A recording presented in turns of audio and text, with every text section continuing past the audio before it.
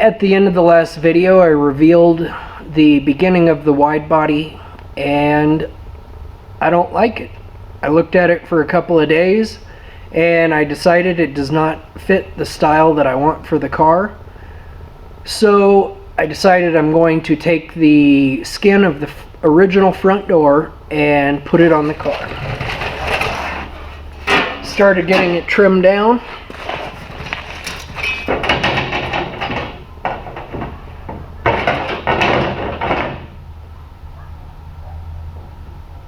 I like the look of it better. It's straight, it doesn't have quite as much bulge at the beginning of the fender, but I think overall it'll work better with the style of the hatchback, because the hatchback's so bulky looking anyway that I think adding even more bulk in the fender area just isn't going to fit. I don't think that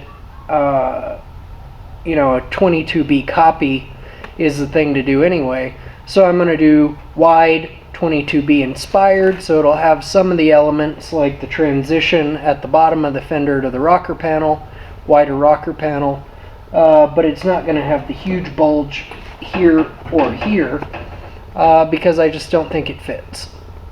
Previously I had talked about the small step that is inside the door jamb and where the rear fender attaches, and I said that I wasn't going to do it using sheet metal because the process is very time consuming and difficult because it's such a small step. But what I decided to do is to take a piece of round steel rod, and I'm going to bend it to match the door jamb or B-pillar piece that I built in both directions, and then I'll weld it on the side where the fender is going to hide it, and then on the other side I can go in with a little bit of body filler and fill the seam, and it should look pretty standard or pretty factory. It's kind of a cheat, but at the same time adding this 1/4 inch steel rod is going to give the piece a little bit more rigidity, and you can see it still moves, so it's not fully rigid, and there's no reason to cap this back side because the outer fender is going to cover it up, and I'd like to, you know, once I build an inner panel, I'd like to be able to still have some access in here because it'll give me a place where I can hide some stuff like a fire extinguisher system.